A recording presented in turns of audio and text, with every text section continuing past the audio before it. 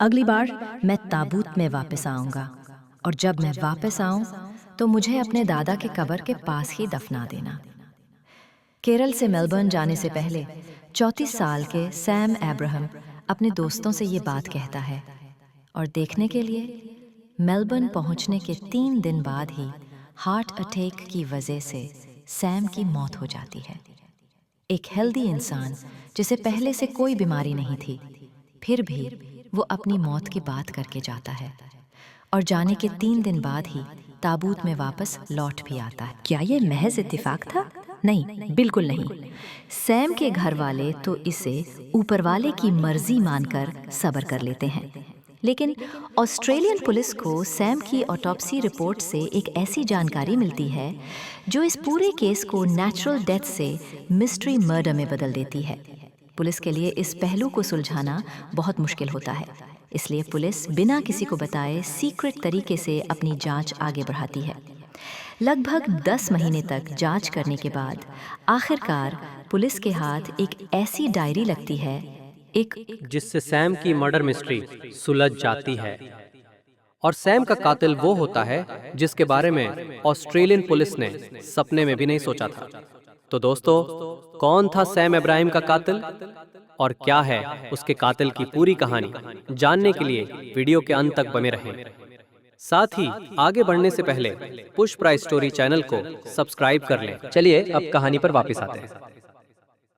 14 अक्टूबर 2015 ही वो मनहूस तारीख थी जब केरल के कोल्लम जिले में रहने वाले सैमुअल इब्राहिम और लीला मम्मा को उनके बेटे की अचानक मौत की खबर मिलती है।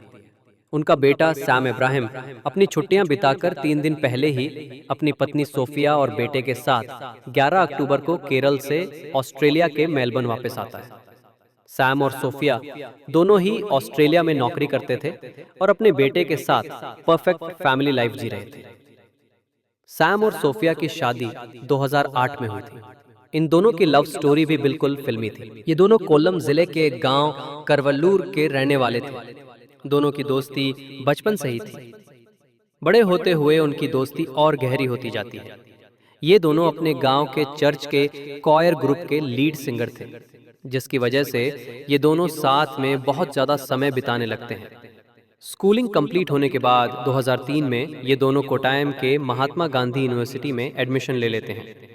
एक साथ पढ़ाई करते हुए इनका प्यार परवान चढ़ने लगता है, और इसी दौरान ये दोनों साथ जीने मरने की कस्में भी खा लेते हैं। सैम और सोफिया दोनों ही अपने प्यार की खबर अपने परिवार वालों को दे देते हैं और एक दूसरे से ही शादी करने के अपने फैसले के बारे में भी बता देते हैं।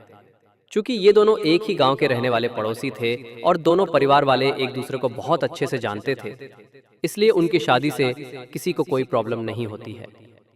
शादी के लिए घर वालों की रजामंदी तो मिल जाती है, लेकिन शादी से पहले ये दोनों अपना करियर सेट करने का फैसला करते हैं। ग्रेजुएशन कंप्लीट होने के बाद सैम एमबीए करने का फैसला करता है और वो तमिलनाडु के डिंडीगुल चला जाता है। सोफिया महात्मा गांधी यूनिवर्सिटी से ही पीजी करने का फैसला करती है। सैम के तमिलनाडु चले जाने की वजह से दोनों पहली बार एक दूसरे से दूर होते हैं। इन दोनों के बीच की एक टेम्परेरी दूरी ही आगे चल के सैम की जिंदगी में इतना बड़ा भूचाल लेके आने वाला था, जिसका अंदाजा किसी को नहीं था। खैर, पढ़ाई कंप्लीट होने के बाद सोफिया को तिरुवनंतपुरम की एक कंपनी में जॉब मिल जाती है, जबकि सैम प्राइवेट बैंक में जॉब करने लगता है करियर सेट होने के बाद। 2008 में सैम और सोफिया बड़े धूमधाम से शादी कर लेते हैं। इन दोनों के बचपन का प्यार आखिरकार कामयाब हो जाता है। इन दोनों की शादी से हर कोई बहुत खुश होता है। सैम की माँ लीला मम्मा का तो कहना था कि उन्हें सोफिया के रूप में एक बेटी मिल गई है। भगवान ने उन्हें 2 बेटे तो दिए थे, लेकिन एक बेटी की कमी थी, जिसे सोफिया ने आकर पूरा कर दिया। जिंदगी की नई शुरुआत करके ये दोनों ही बहुत खुश होते हैं, और उनकी खुशी दोगुनी तब होती है 2009 में सोफिया एक बेटे को जन्म देती है। बेटे के आने के बाद सैम और सोफिया को मानो दुनिया की हर खुशी मिल जाती है। थोड़े समय बाद सैम को ओमान के लुलु एक्सचेंज में जॉब मिल जाती है। इस जॉब की वजह से उसे सोफिया और अपने बेटे को केरल में ही छोड़कर ओमान जाना पड़ता है। ओमान में थोड़े समय तक रहने के बाद सैम सोफिया और अपने बेटे को भी वहां बुलाने का फैसला करता है, लेकिन सोफिया ओमान जाने से इनकार कर देती है क्योंकि वो ऑस्ट्रेलिया जाना चाहती थी। सोफिया की बहन पहले से ही ऑस्ट्रेलिया में सेटल थी, इसलिए सोफिया भी फैसला करती है कि वो भी वहीं सेटल होगी। सैम जब ओमान चला जाता है तब सोफिया ऑस्ट्रेलिया जाने की तैयारी शुरू कर देती है। कुछ महीनों की कोशिश के बाद 2012 में सोफिया को ऑस्ट्रेलिया का वीज़ा मिल जाता है। वो अपने 3 साल के बेटे को लेकर ऑस्ट्रेलिया चली जाती है। ऑस्ट्रेलिया में नौकरी शुरू करने के बाद सोफिया सैम को भी ऑस्ट्रेलिया बुलाने लगती है। सैम अपने घर से इतनी दूर नहीं जाना चाहता था। ओमान में उसके पास अच्छी नौकरी थी, लेकिन सोफिया की जिद के आगे सैम को अपना फैसला बदलना पड़ता है। आखिरकार वो भी ऑस्ट्रेलिया जाने का फैसला कर लेता है।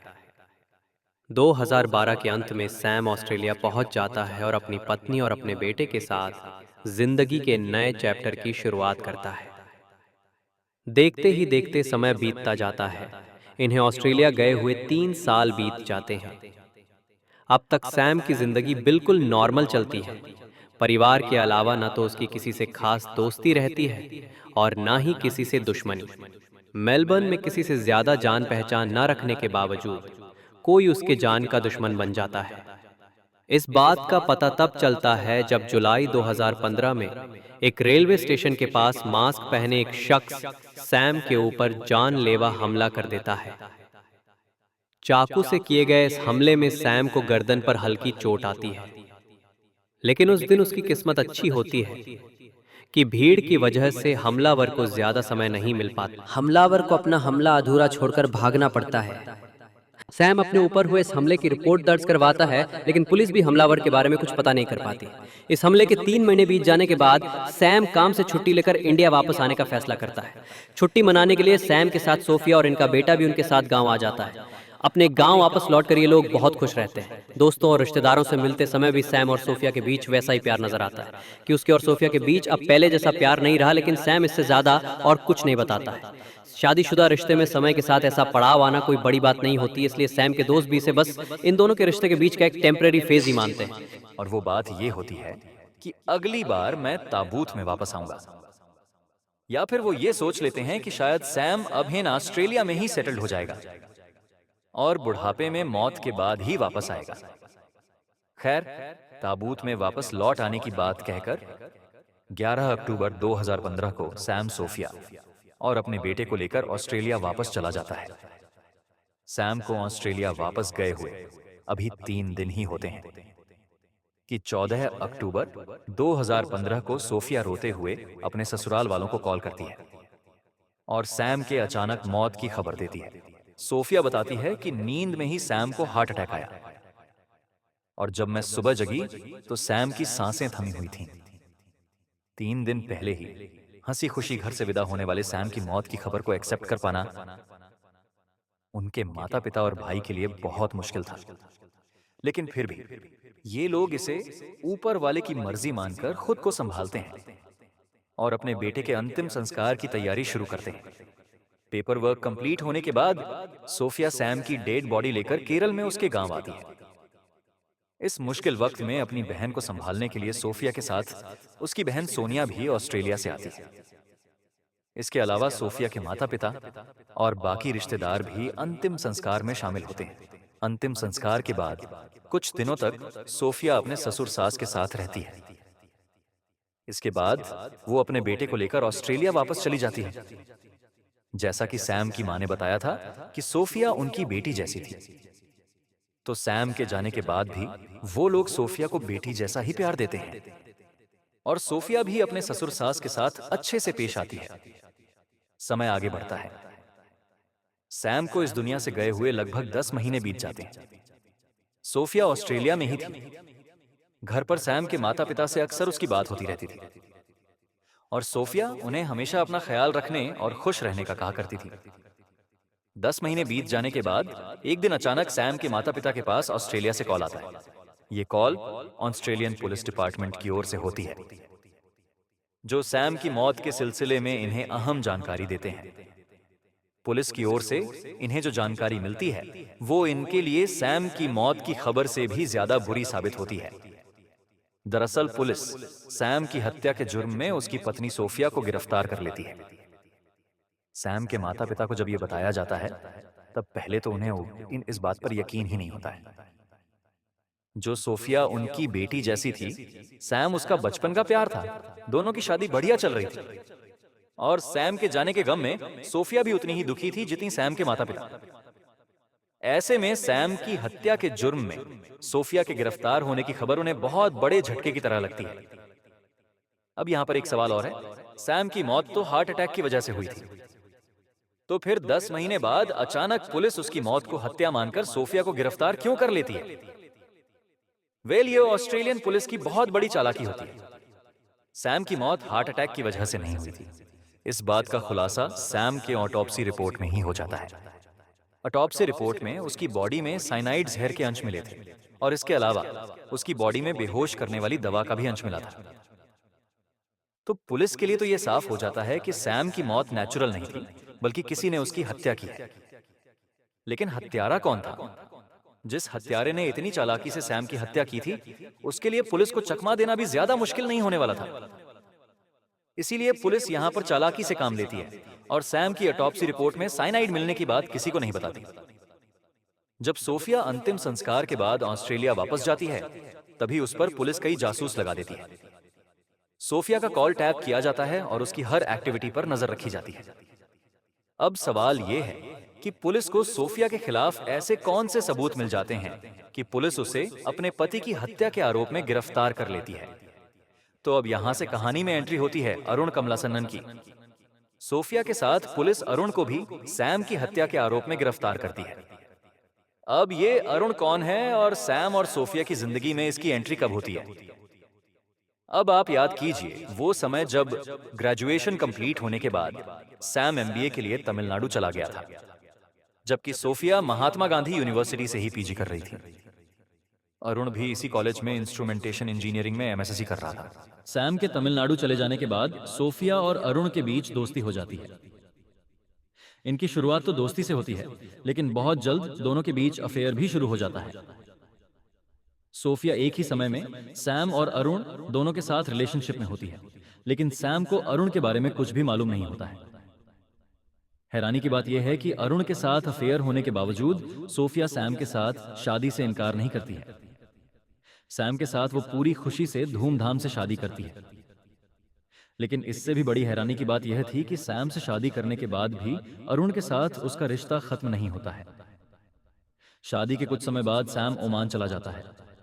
सैम के ओमान जाने के बाद अरुण के साथ सोफिया का रिश्ता और ज्यादा मजबूत होने लगता है और दोनों हमेशा एक दूसरे के साथ समय बिताने लगते हैं। लेकिन अब भी सोफिया के अलावा और किसी को भी अरुण के बारे में कोई जानकारी नहीं होती है। सभी को अंधकार में रखकर सोफिया एक पतिव्रता पत्नी बनने का ढोंग करती रहती है। 2012 में सोफिया ऑस्ट्रेलिया चली जाती है और उसी साल के अंत में वो सैम को भी ऑस्ट्रेलिया बुला लेती है। ऑस्ट्रेलिया में रहते हुए भी सोफिया को अरुण से दूरी बर्दाश्त नहीं होती है और जनवरी 2013 में वो अरुण को भी ऑस्ट्रेलिया बुला लेती है। यहाँ हैरानी की एक और बात यह है कि अरुण ने भी एक दूसरी लड़की से शादी कर ली थी और वो भी एक बच्चे का बाप बन चुका था। इसके बावजूद सोफिया से उसका रिश्ता खत्म नहीं होता है। अरुण भी ऑस्ट्रेलिया में अपनी पत्नी और बच्चे के साथ आ जाता है। ऑस्ट्रेलिया में रहते हुए सोफिया और अरुण एक दूसरे के बहुत ही करीब आने लगते हैं।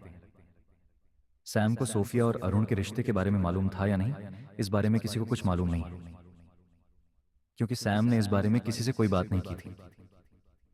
अपने आखिरी इंडिया विजिट के दौरान उसने अपने दोस्तों को सिर्फ इतना बताया था कि अब उसके और सोफिया के बीच पहले जैसा प्यार नहीं रहा, लेकिन इसके अलावा उसने और कुछ भी नहीं बताया था। अरुण और सोफिया का प्यार भी कॉलेज में ही शुरू हो चुका था और इनके रिलेशनशिप को भी अब लगभग 10 साल हो चुके थे।